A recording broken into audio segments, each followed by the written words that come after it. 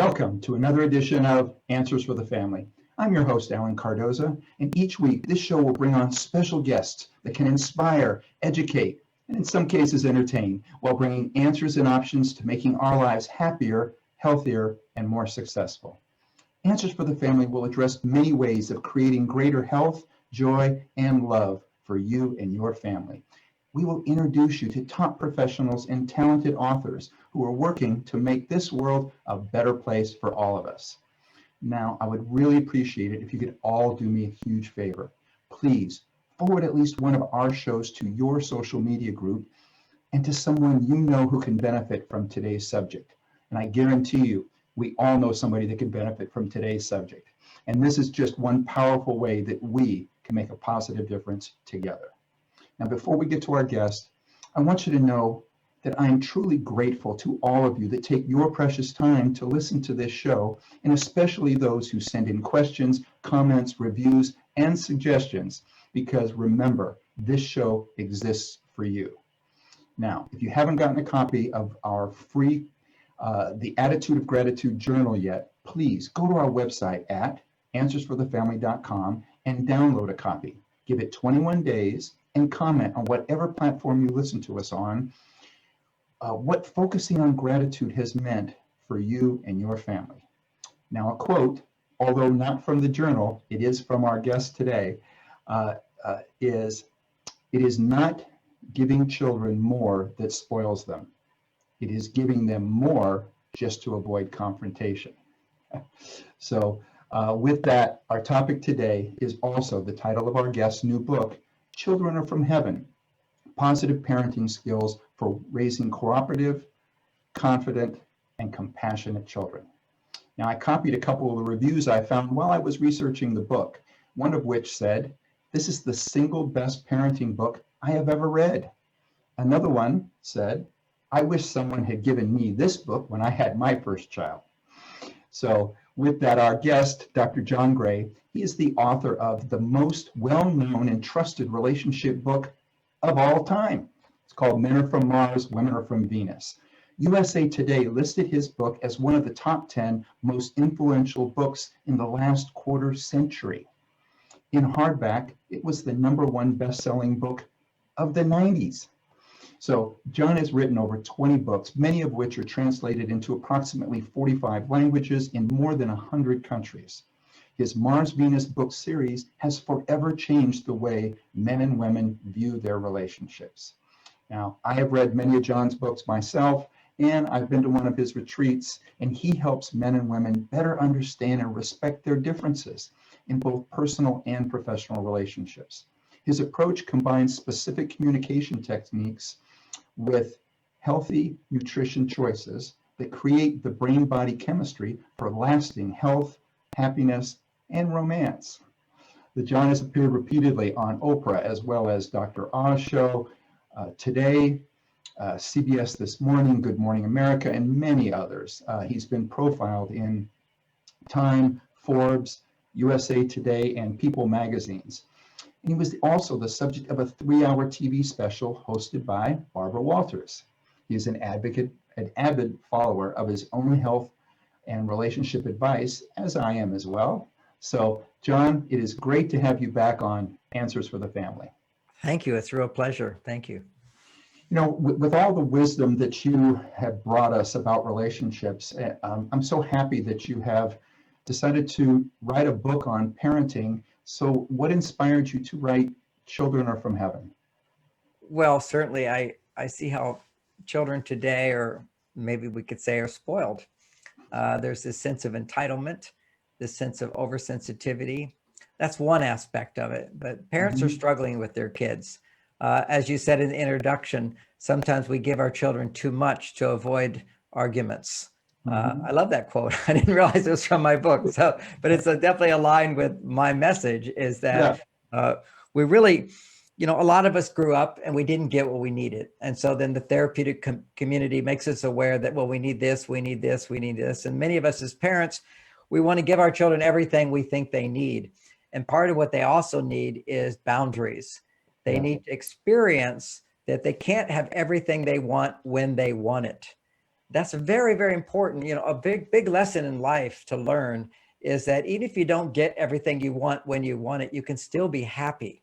Yeah. And most parents are not aware that if you let a child express emotional reactions of not happy, like frustration or sadness or crying or fear, letting a child express those feelings, not pushing them down, very quickly, if you help them to understand those emotions, they'll let them go. And then they experience that they didn't get what they wanted right away, or maybe they'll never get it. I don't know. Mhm. But they didn't get what they wanted, but they can come back to feeling loved and supported and happy. Even as so many adults can't be happy if they don't have what they want when they want it. And we've become this society of immediate gratification. And one of the counter things to that is certainly we want to be generous to our children and give them love and support, but it's at a certain point, our children start to dominate. And if they're starting to take on too much, then they start to be ungrateful, as you're talking in the beginning, for what they have. Kind of like if you shower your children with toys, they don't even play with them. They want more and more and more. Right. For example, what we did, if you want something more, we would give a new present, but you have to give up something. So you don't have this huge closet and room filled with things. And sometimes when you have to give up something, you begin to appreciate that more. So it's not flooding ourselves with so much clutter and giving to a child everything they want, but giving a child a sense that they give and they participate in the family, that we all share, we all participate, we all don't get everything we want. We try to be fair, and mommy and daddy decide, not you. These are like really important things. And sometimes we let the children decide and we're afraid of their tantrums and their upsets. I couldn't agree more. And I love the fact that you brought gratitude in it, because part of it is being grateful for what it is that you're getting. But I love the part about having to give something away before you get something new, because I think you also learn the great feeling that you can get by doing that, by giving to someone else that can now go get some form of enjoyment or happiness out of what you've given them. It's such a win-win that it just makes perfect sense.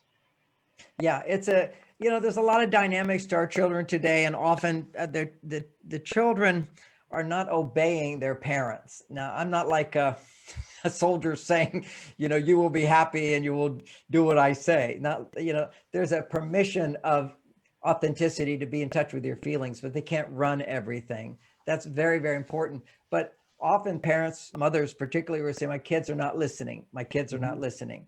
And they listen to you, but not me. Well, part of that was, I was away a lot of the time out working, and I come home and I get a lot of love and support for that. And it seems like I'm the most important person. I'm also not there all the time. So the kids get a big rush of dopamine. Oh, daddy's home, as opposed to being with mom all day long. And so there's that excitement about me. And suddenly what would happen is I noticed she was complaining, Bonnie was complaining that they don't listen to her. And I thought, what can I do to help? And one of the things I did to help is to teach the children who's most important. Are they more important, or is mom more important? And this is a really simple idea, but very powerful idea. Children should know they're not more important than your spouse. So I just started doing little things like I'd come home and they'd run to see daddy, daddy, daddy. And the first thing I'd say is, where's your mother? And they would, sometimes they jump up on me, I'd carry them, but I would give them not a lot of attention. I would go straight to Bonnie and give her a hug, a good 6-second hug. So they got to see who's the top person here. They watch if they're top, because it's so easy to just come home and, spend time with your kids. You're missing them. They're full of unconditional love for you. So it's real easy just to love them. And then your spouse might be over in the corner, kind of like, why are you ignoring me? Or happy in the corner. It doesn't matter. Those children need to see that mom was number one. And so I trained them. The first thing when I came home, they'd say, mom's here, mom's there, mom's not here. They would know that's the first question out of my mouth is, where is she? The second thing is, we're going to go to her and I give her a hug first. That became a ritual. Another one was, I would be sometimes, coming home and I want to check my emails and I'm on my computer, and some part of our life together, Bonnie would cook dinner and she'd be cooking dinner in the kitchen with little kids. And she'd say, okay, dinner's ready, and everybody come. And they would see that I would sit by the computer and I'd say, oh, go ahead without me. I'll be in a little while. So I said, let me try this and see what happens. If she said dinner's ready, I said, oh, everybody, let's go now. And I'd get up and I'd respond quickly to her requests. So they saw me, and it's not a big give. I mean, From my point of view, it was like, look, I got to do this. It's not that important. I don't care if my food's a little cold. That's my value system. But then I began to value, wait a second, relationship is way more important than anything else. And that's what we have to focus on in a family, is the quality of relationship. And often we men don't realize how much of the time we'll sort of just, yeah, I'll get to it later. I'll get it later. I'm busy doing this, or I'm busy doing that. And that seems reasonable, because we'll get to it later. And some women might say, you don't get to it later. I have to remind you and remind you. But anytime a woman asks for some request that can be fulfilled in 3 minutes, something quick, something easy, that's an opportunity to respond quickly to her. Not only does she feel like she's being heard, but the children go, oh, we need to listen to mom. Dad listens to mom. Well, and I think even more than that, you're also modeling for them the way they're going to be in their relationship when they become adults. Oh, absolutely. Yeah. I'm so proud of this book, because I didn't want, these are the parenting techniques I used and developed, but I didn't want to write them until my kids were grown up, and I wanted to make sure it turned out okay. Because a lot of them are a little not along mainstream. I was raised not mainstream in a sense. There were 4 brothers above me. And, this is growing up in Texas. And when the kids were misbehaving, maybe not listening to mom, or making messes, or getting in little fights together, whatever it might be, my mother would just say, if you don't listen to me now, I'll tell your father. Mm-hmm. So now dad, if she told dad, then there was consequences. And the consequences was, this is Texas consequence. He'd pull out the belt and you'd bend over and he'd whip you. Okay. And that was accepted in those days. Today we kind of go, what? We're going to whip him out with a belt, and it's pulled on the pants even and whip, this is like welts.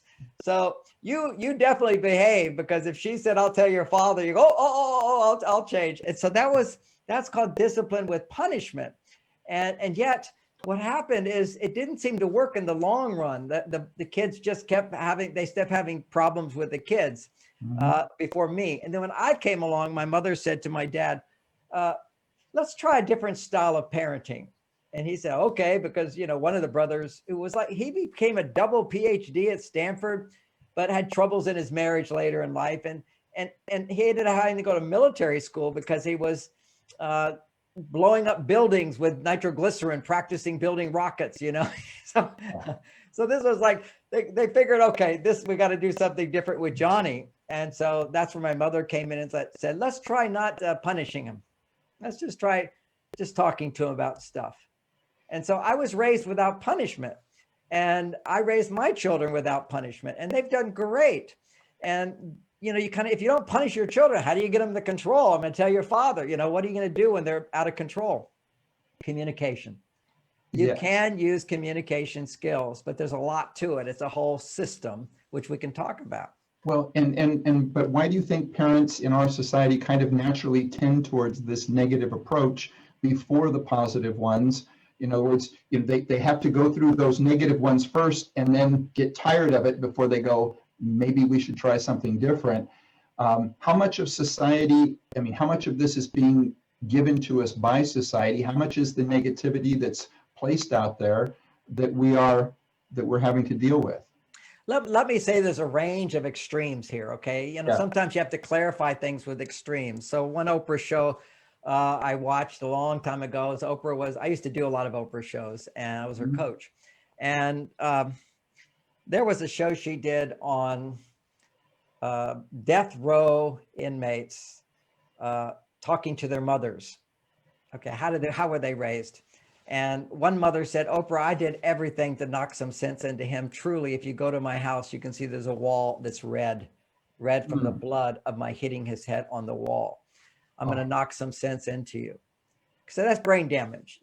Basically all this dysfunctional, sociopathic, psychopathic, it is brain damage. Okay, there's brain damage. Why do people behave that way? And we're learning in psychology all of the stressful communication things that contribute to that. And then Harvard has done studies showing that to the extent someone has felt punished by life growing up, either their parents or life, their tendency towards becoming criminals is greater. Yep. Okay, so see, becoming a well-adjusted person means you can have a certain level of empathy and compassion for someone else. Like nobody ever had to teach me not to steal because I wouldn't want somebody to steal to me. I can feel that that would hurt your feelings Yeah. and you would feel less than. But some people cannot feel what other people feel. And the reason they cannot feel what other people feel is that they were never felt. See, to learn how to feel, someone has to feel what you feel. They have to feel a sense of empathy or compassion for you. And I taught for many years, I taught at maximum security prisons. So I know what I'm talking about. These are prisoners who created violent crime, literally don't think about what somebody else might feel. They think about what they feel or what they think is right or what their automatic reactions are. And punishment is the appropriate form of control when you don't have a way of controlling through communication. So probably 25 years ago, I did a documentary on parenting without punish. And I still have timeouts. I still have lots of techniques, but the punishment where you inflict guilt, shame, or pain on your children in order to motivate them to follow your direction. That's what I've been able to raise my kids, and my parents were able to do it with me. So I know it's possible. And it takes good communication and talking. But before children will hear what you say, you have to learn how to communicate with them where they feel heard without you feeling controlled by them. So, often we say, you're not listening to me. That means you're not doing what I say. So that's not what I mean. That means being able to hear a child doesn't mean you're going to let them control you in any way, but to hear their feelings, validate their feelings, help them understand what they're feeling so they can let it go.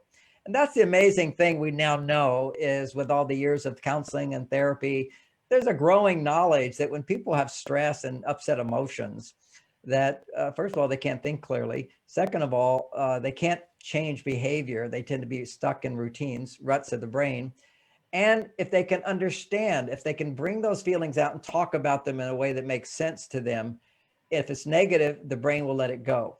So that means a child crying, you hold a child, you're actually just giving them, they're crying because they feel separate, they're scared, they're upset, they're not getting a need met, and their primary need is love. So if you just hold them feeling love, their pain goes away. It's literally a need that has to be met, and the child needs to be heard without it meaning I hear you and I'm going to do what you say. It's actually I hear you and I'm going to do what I think is right. And that takes a new level of emotional intelligence within parents to be able to validate what children feel. So that was what I found out with all the criminals. And they just needed to have their heart open and they were healed. They never went back to jail after that. Others go back to jail if they don't learn how to feel in their heart another person's feelings with empathy and compassion. Well, one of the things that I really liked about the book was it discussed a lot of these things and explained a lot of these things, but I love the fact that you also gave the tools. To me, there are some books that they tell you everything, but you go, yeah, but what do I do? And yours also gives that. So if you could share a little bit, I know that you have like the 5 positive messages that you recommend for all parents. So share some of that so people can get an idea. Here's the tools that fit this situation. Let's do the 5 positive messages and also the 5 skills that go with them. But exactly. A skill is worthless unless you know what your intent is. You have to know the intent, and it's an overall context. Because if you really have this overall context, pretty much you can figure out your own skills. I just give some suggestions of what worked for me. But the context is, well, number one is it's okay to be different. What we have to realize is constantly grading children, you're not as good as this person, you're not as good as your sister and your brother, only leaves somebody feeling inadequate in who they are. And often we make the mistake of thinking we have to point out to you that you can be better and you're not good enough in order to motivate them. And some people, it does motivate them, but for all people, they will become motivated if they feel loved the way they are. But other people who have been sort of put down because they weren't good enough and they strive hard to be good or to be successful, often they're very stressed and unhappy in life because they didn't learn that they can love themselves the way they are and be just as motivated. But they think that the punishment and the judgment and the criticism and the demands on them is what made them motivated. And it did. But what goes along with that motivation of trying to be better than others or as good as others. And you see, the truth is nobody is the same. And one of the things I'd like to see happen in early school is parent reports up to like 8 or 9 years old, maybe even 10 or 11 years old. No need to get compared because the brain that can compare without judging yourself doesn't even develop until you're 13 or 14. It doesn't fully develop until you're 28. That's where you don't take things personally. We often say to children, you're not bad. What you did is bad. Well, a child that sounds good. It doesn't sink in. Right. Just as if you were in my audience at a seminar and everybody got up and left, somebody would say, well, John, they love you. It's just not, they don't love your seminar. I'm going to take that personally to a great extent. Yeah. So we all tend to, most all arguments and problems in marriage and everything come from taking things too personally, becoming too hurt by it, too sensitive, overreactive to it, because we haven't learned that if our partner is not giving us what we need at that time, maybe they can't, and it's not about us. Kind of like expecting your partner to be somebody they're not. Is they're in a wheelchair, you don't say, if you love me, you'll stand up and walk. And so that's where the Mars Venus ideas came in so good, because they help women explain there's certain things that men need to do that are different from women, and teaching men what women need can be different from men. So having that insight gives us extra tools. So with our children, the first one is, this first message is, it's okay to be different. And in that, there's three basic kinds of learners. There's the fast learners, there's the steady as you go learners, and then there's the leap learners. And Einstein was one of those. He didn't speak a word until he was 6 or 7 years old, and then he spoke in full sentences. You see, often we want to push one child to be like another, and some children have to sit back and watch for a while, see other people do it, and they're going to appear like they can't do it, but then one day they'll get it, unless they're told something's wrong with you because you're not doing it fast enough. Another child who's really, really good at things, often if they're like a good pianist, doesn't want to do anything else because then they won't look good at that. So if you give them a lot of praise for one thing, they're afraid to try anything new. And so they tend to be hyper-focused in one area. But generally speaking, what I would like to see in schools when you do start grading kids is you have a pass-fail, and you have 3 subjects that you get graded on, and the other 3 are pass-fail. That way you can take 3 subjects that you're good at and be a straight A student. Nobody's in life. I'm a straight A student author, but I'm terrible at a lot of stuff. But I get to be a best-selling author. See, it's like, don't judge me by all these things. Judge me by the things I'm good at and I'm really interested in, and then you get to feel you're good enough. So there's a few ideas on don't compare. So then that's number 1. And one other thing, if you just look at some of the great geniuses of the world, they're always extremely unique and different, Well, it actually reminds me that one of the quotes that I really like was from John Maxwell, who said that he was horrible in math in school. And so the teachers kept beating him up for that and saying, okay, well, we're going to make you spend like almost all of your time now on math. And we're not going to let you work on anything else. You've got to work on math because you're horrible at it. And finally, he said, when he got the guts or the confidence to say something, which was either like the last year of high school or college, and he said, you know what? I'm going to focus on these other things that I'm good at, and I'll hire somebody to count my money. That's very good. But it's like, let me do what it is I do well. Yes. Yeah. I think that's so important. And we have to, recognize also in that context that some things don't make as much money, and that's okay. But we want to support our children finding their way. Ironically, he was not good at math. I was not good at language and English. I couldn't write worth a darn. I was good at math. So I became a computer programmer before I started programming people. And then when my brain was developed, then I could develop whatever skill I wanted to do. And it became out of necessity becoming a writer. But that was never easy for me as a child at all. So that's the first one, is be patient. And when my parents decided my mother said, let's just not punish John. Let's try something else, see what happens. And then the people in my seminar, when they asked her that, and she said, yeah, that's what we did. Then the people said, well, what did you do? And she said, well, we just decided to put him in the hands of God. And that was such a beautiful thing. I eventually became a monk later in life, and then I came out to be a relationship teacher, but I'm very spiritual. And it's because my mother was spiritual, and that she trusted that I was going to unfold in the time I needed to unfold, because I think I was a slow learner and everything to begin with. Some people just take longer. So that's one step, is every child is different. Don't compare them, and don't be worried about them. Sometimes if you worry a lot about a child, what message do they get? Oh, I'm in danger. Something's wrong with me. Something is, is wrong with me that mom's worried about? Right. This is so important. If I could say one thing that underlines all this, be aware that what you say or what you feel affects your children, and think, if I'm angry with them, what message are they getting about themselves? Okay, it's Yeah. just, they're getting, oh, something's wrong with me. And if you're arguing and fighting in front of your children, what message do your children get? You may not know this, but anytime parents fight, children think it's their fault. In the same way, if everybody left my seminar, I would feel like I failed. Children feel a sense of anything around them that they caused it. So if you're happy with a child and you're happy and fulfilled, children get the message that they're good enough. Why do we feel this way? Well, one reason is when we come into the world, everybody's happy to see us. So we, oh, I guess I make people happy. And then when people are not happy, what did I do wrong? They don't know what they did wrong, but they feel like something bad happened, that they did something bad. Ironically, if a child has been abused, they often feel to carry the guilt and shame that the perpetrator should have felt, but they end up feeling it.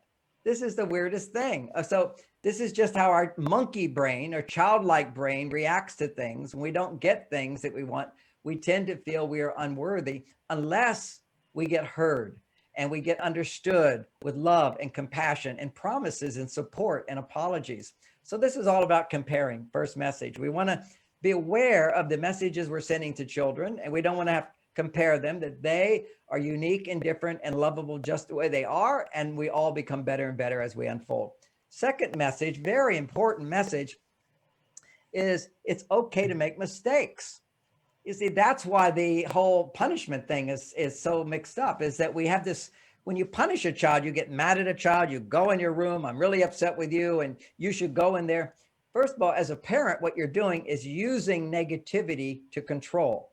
Just like in relationships, if you use negativity to change your partner, excessive complaining or anger, or any of those things, what we know now is the brain, actually neurons that fire together grow together, and you start creating pathways in the brain that will cause you to have more and more anger or more defensiveness or more judgmentalness the more you use negativity to change people. So when you do this for your children, and also they will cry and get all upset and throw tantrums, and when it works, then they get neural connectors using tantrums as a way to get what they want, as opposed to giving a child the empathy, the understanding, but more importantly, the clarity and the boundary around negative emotions. They're not bad, but you don't dominate situations. But I'm ahead of myself here. So making mistakes, it's okay to make mistakes. We all make mistakes. And anybody who teaches a seminar on success, I'm doing one on trading now, since we're staying home, learning how to trade in the stock market. Everybody always says, you're going to lose money again and again. You're also going to win. You got to be okay making mistakes. It's going to happen. You're going to learn from your mistakes. That's what we learn from. So children need to have messages. It's okay to make mistakes. Now, when we never want to try to make a mistake, but it happens. We learn from them. What did you learn from them? Okay, what did you learn from this? These are things we can say to our children, as opposed to when we punish children, or shame them. Both those things are painful for making mistakes. Then what happens is the message we have is, I lose love when I make a mistake. Therefore, I want to hide my mistakes from you. And that's where children. So now they lie. And as soon as your children, go ahead. No, I was going to say, so then they compound the problem by lying about it. Yeah. You can't change unless you can acknowledge, I made a mistake, to your parents. Whatever it is you have to hide from your parents, you're disconnected from them. And this is your own mistakes, but it's also, let's say you were molested and the person said, now don't tell your parents. So you don't tell your parents. Now your parents are loving you and telling you how wonderful you are. And you're thinking, yeah, you love me, but if you really knew the truth, you wouldn't love me. So that's a wall that we put up as children when we don't feel safe to talk to our parents. So the learning how to listen to children so that they will talk to you is very, very important. And one of the things that keeps them from talking to you about what's going on inside of them and what happens in their life is that they could be punished for making mistakes. So it's a hide from you. And often a child will feel, oh, not punished, but corrected if they say something that happens, parents want to jump in there and say, you should have done this and you didn't do that, but you could have done this. I never gave advice to my children until they were like double asking for it. I would say, well, what do you think would be best in that situation? Well, how did you handle it? Okay, well, did it work? Well, is there another way you think you could have handled it? Well, what do you think, Dad? Well, first tell me what you think. You're smart. So taking some time before you give your answer until they're almost begging for it. What do you think? What do you think? A lot of kids don't want to know what you think because you're pushing it on them. And you can tell that when you're talking and you're getting louder and you're pushing. And while I speak about that point, the worst communication is yelling at your children. When you yell at your children, you're basically saying, I'm out of control and you're in control. You're giving them this unnecessary power or too much power because they're saying, oh, I can upset my parents. You want to be unflappable with your kids as a gift to them. And if you have that as a gift, it like brings you back to your adult self as opposed to feeling out of control. We only get angry at our children when we're feeling threatened, we're disappointed, something happened, but we're afraid that we're losing control of our children. Now, are you aware of that? Generally not. If I say to not at the moment anyway. Not in the moment. If somebody's angry, I said, you're really afraid. They go, no, I'm not, I'm angry. But if you weren't afraid, it'd be no big deal, okay? Right. Always when there's anger, there's also sadness, there's also fears, and there's also regrets. They all go together, and that's part of the emotional intelligence that I teach in the book, what parents can do in terms of listening to your children. So it's okay to make mistakes. It's very, very important. But you basically, as they get older, consequences are significant. But long before consequences come, a child has to have a sense of self-esteem that they are loved and supported. Usually, I think it's around puberty and beyond, the brain goes through a change where they can take things less personally. And at that point, the consequence is, let's say they broke a vase. Okay, well, that vase costs us this much money, but you don't have as much money as us. You get this little allowance or whatever, but you have to contribute to the payment of fixing the vase. Something easy, because they don't have a lot of money as a kid, but maybe they get an allowance. Or earn it, or earn the money necessary to do it. Exactly. It's like when you make a mistake, what you do is rather than be punished, you make up for it. That's the concept of I raise my children, you make up for it. And if you do something upsets, then what nice thing are you going to do for that person? And one of the things is apologize is always a good thing to do. And how can you make it up? And just ask them and they'll come up with something and you can say, well, that's very nice of you. That's good. It's kind of this silly thing in our society, which is people who are the most dysfunctional do bad things. Okay. Hurt people, and wounded people, wound people. So we put them in this jail and we want them to suffer. Okay. You should feel really bad. Which is the worst thing for them. All they want to do is bad back. It's like we have to heal them, rehabilitate them with love and support. And that's a whole different subject. But with the children, what you do when they misbehave is you do set boundaries. We'll get to what you can do there.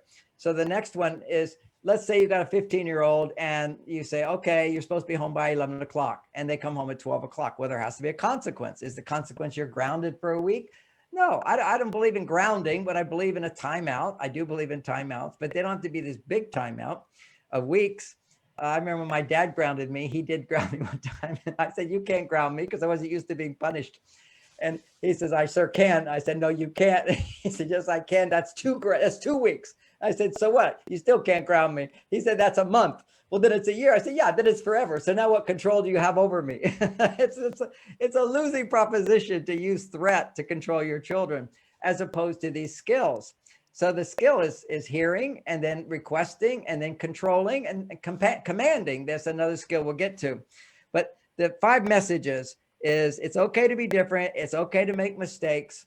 And the best way you can teach your children it's okay to make mistakes is when you make a mistake in relating with them in some way or in a situation where they're present and you acknowledge you made a mistake without beating yourself up. So it would be the big mistake I make growing up with kids is I'd often be late picking them up from school. And that's just one of my foibles. And so I'd always apologize. I want to apologize for being late. I said I would be here at this time and I want to make it up to you. So this is what I'm going to do. And then I would take them for ice cream. So basically when Dad was late, it wasn't such a bad thing. So I'm going to make it up to you. So how do you make it up to people? But you would acknowledge, see, I taught them it's okay to, everybody makes mistakes. It's okay to make mistakes. An example of this is one of my daughters at 7 years old. I heard a crash. She had a friend over and they were playing champagne tea party with champagne glasses, and the girl dropped it. And I heard through the wall, easy to hear at the door, little girl saying, "Don't tell your father, don't tell your father, he'll kill me, he'll kill me." That's how kids talk, you know? And so I went in, actually I didn't go in, and I heard Lauren say, no, it's okay to make mistakes. I'll tell my dad. No, don't tell your dad. So she says, Daddy, come. And so I came in the room. She says, you know, my friend, she doesn't know it's okay to make mistakes. She dropped the glass and now she's all upset. And I said, look, it's okay to make mistakes here. And then my daughter goes, yes, Daddy, what mistake did you make this week? So, and I remember how I got that message growing up in a more loving environment where I wasn't punished. I remember seeing a movie, a black and white movie of Charles Boyer, who had a castle and he was dignified looking like a lord or something. And someone dropped a champagne glass. And I remember that moment where he took his champagne glass and threw it into the fireplace saying, we have so many. And that was how he dealt with it. No shame and no guilt. Think of living in a life without shame and guilt. You actually begin to be able to self-reflect on your mistakes much faster and much easier because you're not afraid to admit it. So it's okay to make mistakes. Next one is it's okay to want more.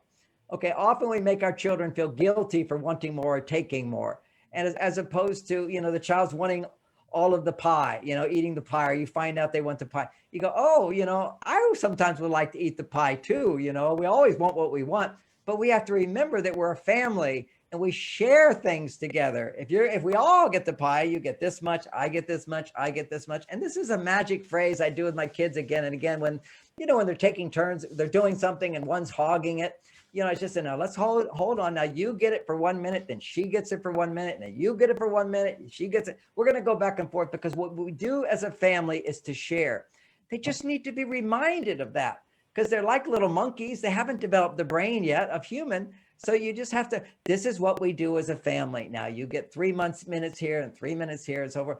So you teach children, it's okay to want more, but also there's other people around. So we share. That's how we do it. And you teach them.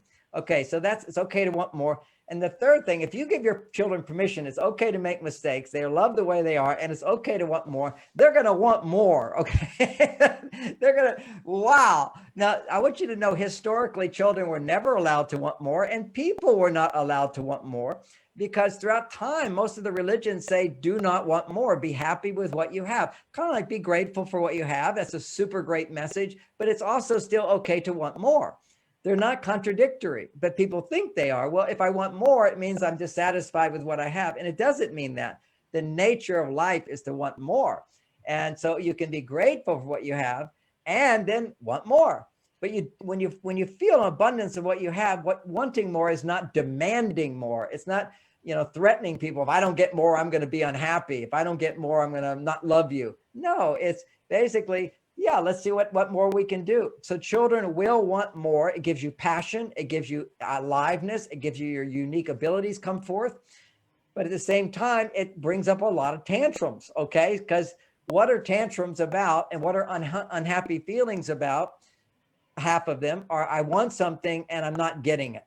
And so that produces a friction of I'm angry, I'm not getting it, or I'm sad, I'm not getting it, I'm gonna cry, or I'm afraid I'll never get it. That's like a tantrum feeling, or I'm just a bad person, so I'll never get it, I shouldn't get it. Okay, so these are negative emotions, just need to be heard with a sense of understanding and not rejection, and a child will go through them naturally. And I have to give you an example of that. Yeah, well, and actually an example we might have, we have a listener that is sending a message in right now in regards to a 2-year-old.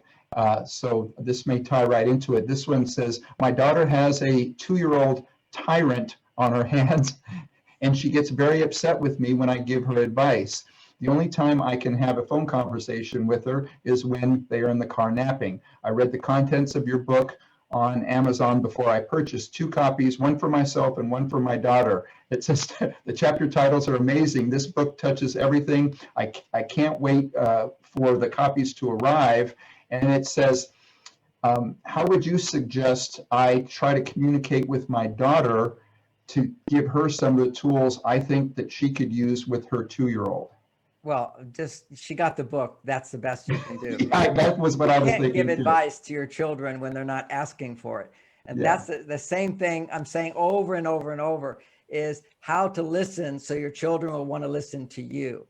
So when you feel, particularly as a parent, that I know better than you, I do not want that message because that message implies I don't know enough. And that's the child taking it personally. It comes across as a negative message. Let me give you an example I think everybody can relate to. And that is, in some way you can relate to it. One of my daughters was not good at math. So I did her math homework with her all the way to 8th grade. And then in 8th grade, I hired a tutor till she was in 10th grade. Then when she went off to college without a tutor, she was the highest scoring student in math. Just to let parents know, if you see, it became a bonding experience for my daughter and I would do the homework and show her how I did it. And then we'd have a conversation about it. And she was grateful to me. So that was a bonding experience. Eventually, she learned how to do advanced math. In the beginning, she didn't want to do it at all. Okay, so the point I'm making, around 8th grade, that's when I had to hire the tutor. So I just couldn't pull up 9th grade math, geometry, you need those formulas and all that. I'd have to read the chapter first. I'm good at math, but I'd have to read the chapter to do the problems. And I forget all that stuff. So my brother was there, and my brother, her uncle, is a math whiz, Ph.D. math guy. And so what happened is I said, oh, my brother's here. He'll help you. And Lauren showed him the problem. And he looked at the problem and he said, oh, Lauren, that's easy. And Lauren was so upset about that. Because if somebody's struggling with something, you don't say, oh, that's easy, particularly if they can take it personally. And a young child can take it personally. And Lauren really doesn't like anybody giving her advice even now. That's just something she came in with.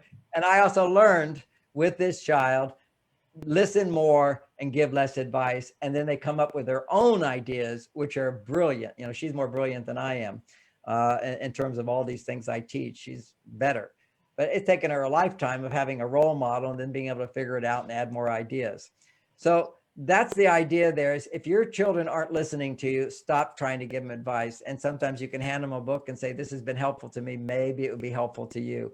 I thought of you when I read this because I know I made some of these mistakes, and maybe even if you read this, you could help me learn to be a better person and tell me some of the mistakes I made. Boy, that would be a great invitation. You see, it's the same idea of what I did when women would say, how do I get my husband to read your book? I say, you don't get him to read the book. You see him reading the book. You enjoy reading the book. He sees his positive changes in you. And then if he still isn't interested in reading that book, then you go to him and you say, here's this chapter 2 called Men Go to Their Caves, which is the most popular of all the chapters, which is, the whole idea of the man cave. That all came from Men Are From Mars. That's right. This permission for men to not be like women, to feel like, hey, I need some alone time, and it doesn't mean I don't love you. And there's a lot more to it, but that's the simple concept. And I would say, women, just say, here, I'm reading this book about men and women, and the stuff on women is right on, but the stuff on men, I don't know. Would you just read this page and tell me if you think this guy is right? Give him the room to be right. You see, it's just like you're looking to him for advice. If you look to somebody else and validate what they say, then they want to hear what you have to say. So this is in a different way with our children. We want to make sure that they feel heard, and that's by asking questions. And that's particularly when it comes to, it's okay to have emotions. Well, that's the intent behind it. But how do you say it's okay to have emotions? Does that mean that your child throws tantrums all the time? It says, no, you don't do that. You basically avoid a lot of tantrums by just simply giving a child a chance to see they're not going to get something. Now, I know you say, now I know you want this, but it's not going to happen today. Identify the want. It's not going to happen today. And I'm going to count to 3. And you know what happens at 3 is we're going to do a timeout, and you're not going to get what you want. And so you 1, 2. So you don't just jump it on them. We're going to go do a timeout. But another version, that's one technique. Another technique is basically your child is upset, and I want to role model this one. It was a very simple. We're driving along the car, and I've got a 7-year-old in the car, and she, we have. These are the days when occasionally you would have desserts. Now everybody wants a dessert twice a day, But there was a time when you'd have desserts at special occasions because we weren't addicted to sugar. Now we are. But anyway, so she occasionally gets desserts and we have desserts, but not every day. And we're driving by the store. It's a hot day. We see a bunch of kids at the ice cream shop. And she goes, "Oh, Daddy, let's stop and get ice cream." Well, we just had ice cream a couple of days before. So I said, "No, we're not going to stop. We don't have ice cream every day." "Why don't we have ice cream? I want ice cream. They're getting ice cream. Why am I not getting ice cream?" And I said, "I understand you're angry and frustrated because it doesn't seem fair that they're getting to have ice cream and you're not getting to have ice cream."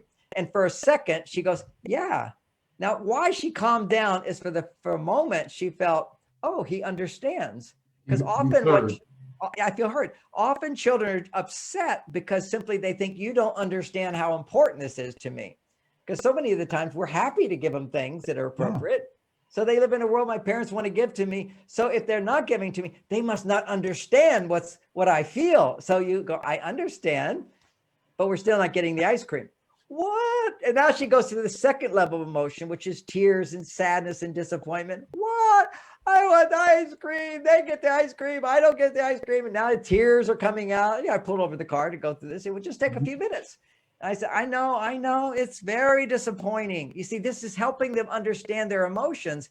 People pay me $1,000 an hour to help adults understand their emotions. We have to do this as parents. Start with your children. You'll learn so much. They're very easy. They flow through them very quickly if you don't resist them, pushing them down. I understand you're feeling angry because, then the next one, I understand you're disappointed. So you can't be angry unless you have a disappointment and you feel sad. And they, yes, I'm so sad. I said, yes, I understand. And you help them see, and you add to it, those kids, those ice cream must be so delicious. And we had ice cream just the other day and you remember how good it is. It tastes so good. And I know your favorite ice cream is vanilla. And they go, yes, how terrible. You're a terrible parent. You're not giving me my ice cream. You just let them have it's called a catharsis. The tears come up. And then basically, there's a little calmness in there and say, "Now, sweetie," she calms down a little bit. And then I say, "Next Sunday, we're having a party at the house and we'll have ice cream then." Then she goes right into it. No, we're not. I'll never have ice cream again. We never get ice cream at a house. And this guy, people go into no and never and always and all that. Now, you're into the deep subconscious mind. So now she said to that, I say, "Sweetie, I know you're afraid. You're scared. You're never going to have ice cream again." She goes, "Yes. And they get ice cream. And I know you're afraid that we won't have ice cream next week." That's right. You won't let me have ice cream. You're a mean daddy." I said, "I know you think I'm a mean daddy, but we're going to have ice cream next Sunday. I promise you." And she says, "You really promise?" I said, Yes. What kind of ice cream would you like? Vanilla like you like? She said, "Yes, I want vanilla." And she had a little tear. You give her a little hug and now you move on. Now, what just happened? What happened is she got to experience, I can't use negative emotions to manipulate others, but I can feel what I feel and I am understood. When there's a feeling of love and understanding, she doesn't grow neural pathways to cry and get upset and throw tantrums, because this becomes an unconscious manipulation that's deeply seated in all of us in the conditioning of the past. And we have to change that conditioning in our children by good parenting. Listen to your children and they will listen to you. That's what I mean by that. So that's a practical technique of listening. And we've got another comment that has come in. This is a beautiful comment. I want to get this in. And John, this seems to happen to us every time. Time goes by so fast that we're running out of time, but I want to get this in because this person took the time to send it in. And it says, "I read your latest book a couple of months ago, and I just love it. Like all of your work, it is so down to earth and fun to read, while always leaving me the most valuable information. I have already shared it with my sister and brother and a couple of nieces. I also have them all tuning into the show." This is from Avery in Maine. And the prior one was from, I forgot to say, it was from Katrina in North Carolina. Wow. Well, thank you for those acknowledgments. So, and John, we have got to do this again. But again, what is the best way in which people can get a hold of you if they want to find out, for instance, like when you're going to do the retreats again? Or in fact, I want to share with everybody that, I know you have supplements. There's a lot of things. If they can go to your website, what's the best way for them to do that? Okay, so I'm not doing retreats right now because nobody's doing retreats, but Right. we have online classes. I have an free online class called How to Get Everything You Want in Relationships. And ultimately, the best parenting technique is a happy marriage. That's the greatest gift you can give your children. So that's A. B, it's a free class. Everybody loves it. Rave reviews. For women, we have a special course called How to Get Me Time. Now, me time means whenever you're unhappy in your relationship, your children will be unhappy. They're very connected to you. So if you want to be happy in your relationship, anytime you're unhappy, it's because you're depending on your partner to do more to make you happy. So this is a course to teach you at those times of dissatisfaction, how to release the dependence of your partner changing for you to be happy and finding the happiness in a variety of different ways based upon a new knowledge of hormonal needs that women have. Certain behaviors will stimulate the right hormones at the right time of the month. And that can help lower your stress, bring you to a place where you're no longer depending on your partner to make you happy, but to make you happier. And the same knowledge that's particular for women in that course. We also have another course, which is called Mars, Venus in the Bedroom, which I think is very important knowledge for men to have. Okay. So these are like happy wife, happy husband, happy children. So those are some practical sources of support for people. And just on the other side of things, we haven't talked about it, but very quickly, mind, body. So many of your children are afflicted with tendencies of ADD, ADHD type symptoms, hyperactivity, hyper brain, hyper focus, playing video games all the time. How to change that. I wrote a book called Staying Focused in a Hyper World for healing ADD, memory and brain function. So that's good to know when your children, when you see they're having these ADD type symptoms. But a simple solution right away is something called grapeseed extract and vitamin C. It's a miracle. It's a little thing. Another one is a mineral supplement called Super Minerals for men, and it's also for boys, or Super Minerals for women, also for girls, guaranteed in 1 week to make children happier and more manageable, as well as happier, manageable parents. This is like that knowledge. You just go to Mars Venus Wellness store, and there's videos explaining that. The grapeseed extract for ADD, there's a thing saying for ADD, what supplements, very cheap to do, very easy to do. And the super minerals will immediately lower stress, so the brain works better in our children and in ourselves, so we don't loop and resist. That's the thing we get caught up in, getting stuck. Yeah, and for anybody out there, what he's saying is absolutely true. I do the grapeseed extract, and I do the vitamin C, as well as a few other supplements. So yes, I couldn't agree more. And again, that website is marsvenus.com. All right, so it's marsvenus.com. You can go there. Any other best way for them to get in touch with you? Or is that would be it. At marsvenus.com, you'll get, it's a lot. I mean, there's 100 blogs. There's an insiders club where every day you get a different seminar from me. I've got 300 seminars and they're free if you become an insider. And It's very inexpensive. So again, John, thank you so much. I really just want to acknowledge you for, you've been doing things now that have helped our relationships. Now it's helping us raise children. Just really want to thank you. Thank you so much. Keep up the great work. Answers for the Family. All right. And for everybody out there, please put us on your calendar and tune in on Monday, December 7th, when we'll be joined by Rachel Cove and Seth Hall to discuss how their program, The Mountain Method, sets a foundation to identify one's true goals and the mountain they are facing, and then to achieve the self-accountability, vision, and mental fortitude to make real their dreams and aspirations.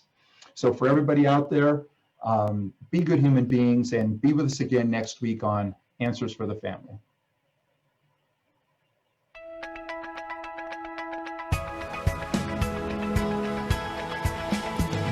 You're listening to Answers for the Family with Alan Cardoza, right here on LA Talk Radio.